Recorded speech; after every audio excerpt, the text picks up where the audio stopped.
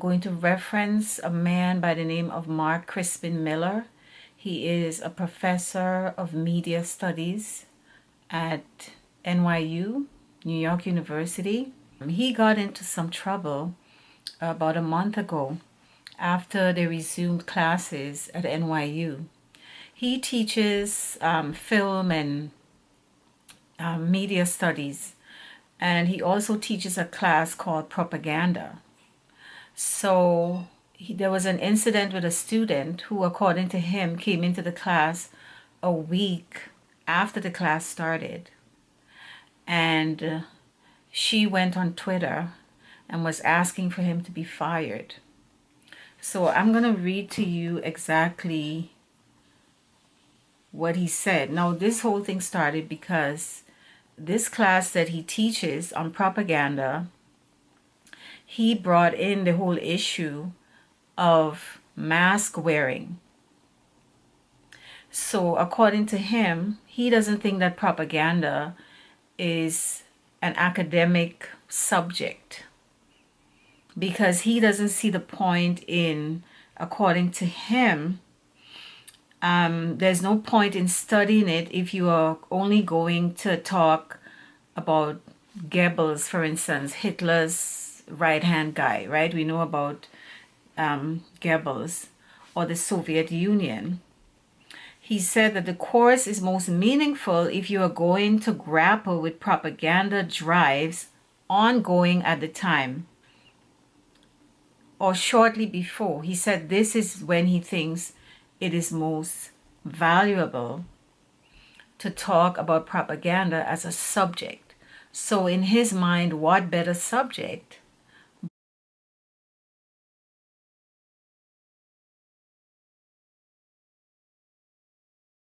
mask mandates? So he appealed to his students to try to recognize propaganda, right? Find out where it's coming from. So what he did was he referred them to 8 randomized control studies of masks as barriers against respiratory viruses. All the studies, the gold standard of scientific research conducted over the past 15 years. So these studies were done long before this whole issue. So it showed that masks as barriers are not effective against blocking transmission of respiratory viruses. And these studies were conducted among health professionals. And they found out that it does not work.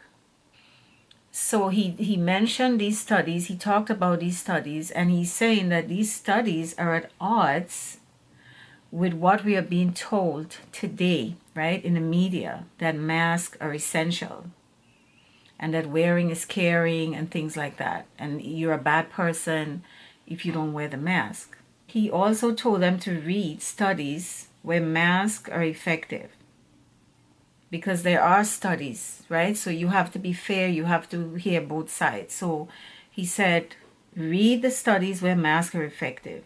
He said there are a ton of those. He gave his students advice as to how to access their veracity. And one of the examples, the scientists who go back and read, like when they do peer reviews, scientists who read those studies, what are they saying? What were their reviews, their responses to that? Look at the methodology, how the studies were conducted. Where was it conducted? The university. Do they have relationships with big pharma, or do they get funding from somebody like Bill Gates? You have to look at all of these things. So this is what he's imparting to his students as a professor. I mean, what is the point of going to college? What is the point of going to get an education and paying so much money if you are not taught how to investigate, how to prove whether something that you're being told is right or wrong. That is why you go to school, to learn the methodology of how to do investigations. So he laid all of this out, right? His guidance as to how to approach that subject. So one of the students came in a week after the class started. And according to him, she was very incensed. She was very upset. And instead of talking to him about it, student to teacher, she went on Twitter. She was asking for his firing, which is totally crazy, right? So according to him, she did not say a word in class, but took to Twitter, posted vituperative tweets, and demanded that NYU fire him. And she said in the tweet that there is an unhealthy amount of skepticism around health professionals. So she's talking about Fauci, at least that's what he thinks. She's saying that he is skeptical about the health professionals who are telling all of us to wear masks. Obviously, she didn't understand the purpose of the class. She didn't understand the aim of the class, right? Which, as he said, it's to teach you how to perceive, how to recognize propaganda drives, how to assess it and not get caught up in it. I mean, he would have, if she didn't understand, and she came in a week late to the class, if she didn't understand what the class was about, all she had to do was go to the professor and ask him to explain it. But she went directly to Twitter and not criticizing the class. She went to Twitter to ask for him to be terminated, to be fired, after teaching there since 1997. So it tells you the depth. It really explains the evil that is taking place with social engineering and how they try to censor everybody who don't read from the same songbook, who don't sing from the same songbook.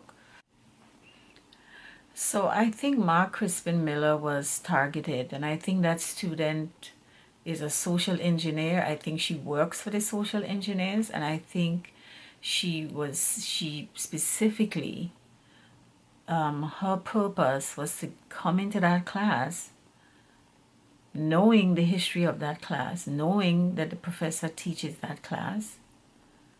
She came into that class to start trouble. Because why would you not talk to the professor? If you had some kind of ideological disagreement as a student, this is the purpose of having a professor, right? So you go to the professor and you talk and you say, look, I don't agree, and here is why I don't agree, and you have an intellectual back and forth. That is the point of going to school. Why would you go to Twitter? The same Twitter who bans people, which I had 2 incidents with Twitter where they stopped me from doing tweets for a week. So this is the same Twitter that she went to ask for this guy to be terminated from his job. They didn't take her tweet down. They didn't tell her that she couldn't do something like that, that they were going to stop her from tweeting, right? They left her tweet up there. Okay? Then he was also saying that there were certain media outlets that were criticizing him and accused him of saying that George Bush was Hitler, which he said he never said that. He wrote this book, Fooled Again, about the election in 2004, which according to him was stolen, right? Which we're going to get into shortly. The department chair tweeted thanks to her and said that they were looking into it.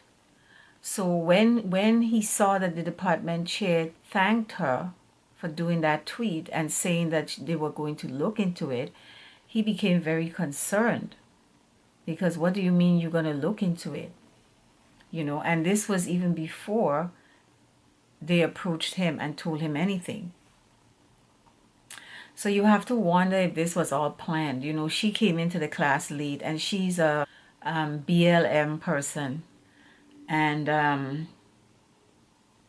a lot of these people are placed in these situations, like social engineers, spies, really. And their job is to stir up trouble, to create conflict. I am thinking that she wasn't in the class to really learn about the subject of propaganda and what he was trying to do, as far as teaching them to be very careful when you see something, when you hear something in the media, or you hear some so-called expert.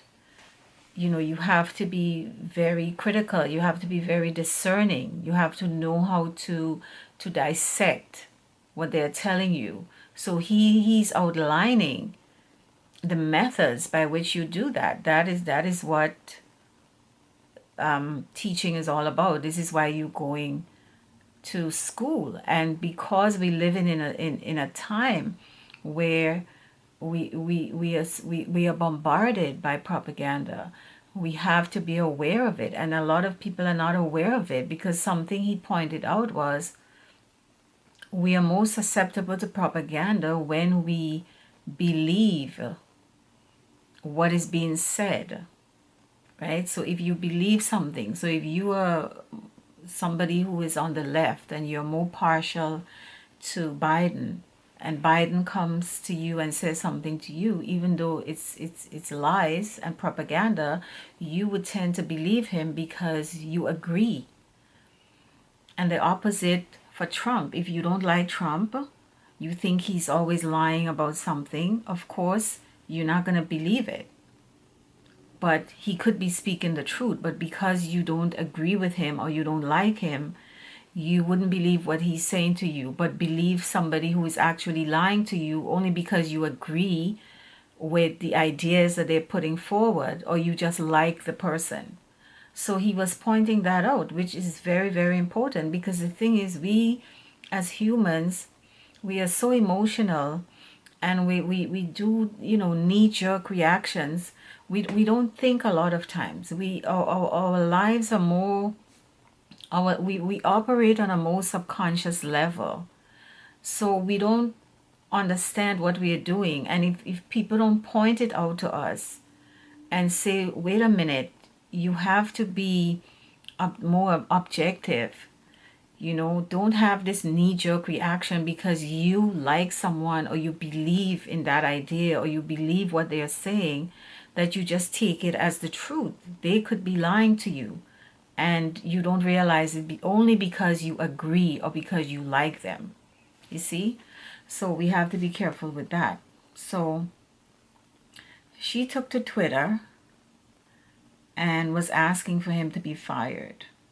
And the thing that really got him upset and concerned was that the department had tweeted back to her that they were looking into it, and according to him, they would make it a priority and were discussing next steps. So when you say discussing next steps, you would get concerned if you were a professor in a university. So he said he was not consulted, and the fact that he's a senior member of the department, he was there since 1977, and he's been teaching that class for a long time, propaganda. He's had good reviews. The students are very happy with the class, very well attended. Many students register for that class. He's never had any issues teaching that class. So he went to the department head, and he said, "Why did you post a tweet assuring a student who wants me fired?" So he said, "I did not mean that. I just wanted her to feel heard." So, people like that are dangerous because they straddle and they play both sides and they try to appease certain people. People like that, they have no integrity. So the doctor at the university who was responsible for overseeing the COVID regulations at the school, he wrote a letter directly to the students without giving him a copy, the professor. So he was upset about that as well, because he said, "Why would you email my students directly without informing me about it?"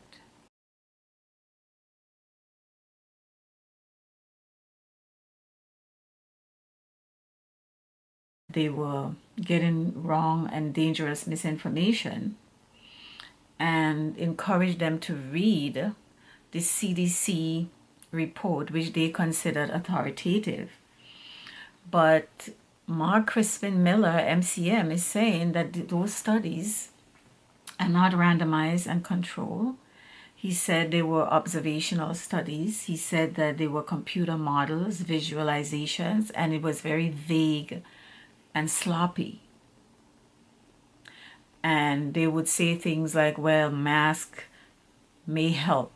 Those studies were not definitive. The studies that the doctor was directing the students to look at, and gave them a stern warning that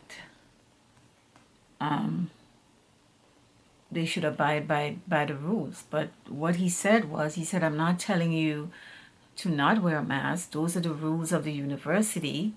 I wear a mask when I'm on campus. I'm not telling you not to do it. I'm teaching a class. This is about you studying the basis for this policy." Right? So he's saying, "I'm not telling you not to wear a mask. I wear a mask. It's the policy. It's the rule. I'm not telling you to not wear a mask. What I'm saying is, this is about you studying the basis for the policy and looking at the propaganda over masking." So he was pressed to cancel the class. Could you believe that? He was asked to cancel the propaganda class next term.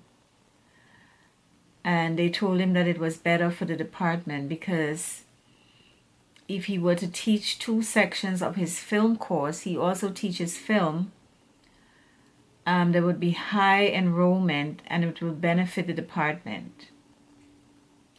He is saying that that is not true. The enrollment in that class is not higher than the propaganda class.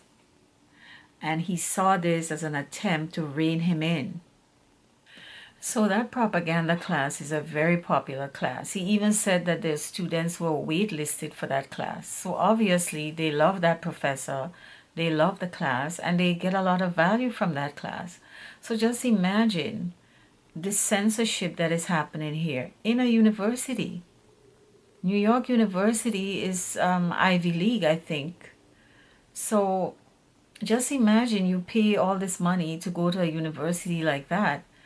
And this is a perfect example of a university doing censorship when this should not be happening. We go to school, we go to university to learn to think critically about things, right?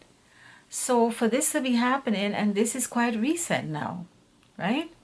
It shows you that the universities, big pharma, these corporations who give money to these schools, they have to go along with the script, go along with the narrative of these corporations, of these not-for-profits and whatnot.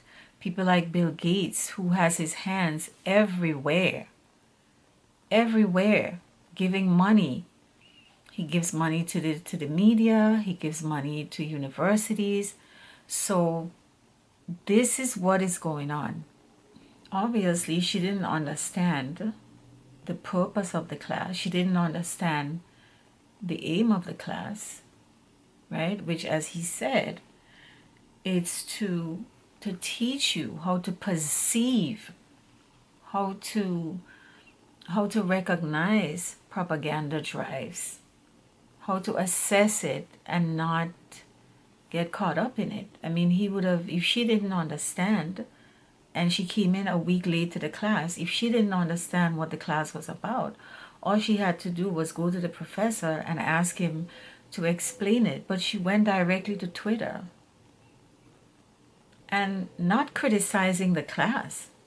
She went to Twitter to ask for him to be terminated, to be fired, after teaching there since 1997.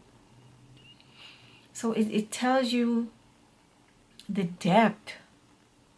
It really explains the evil that is taking place with social engineering and how they try to censor everybody who don't read from the same songbook, who don't sing from the same songbook.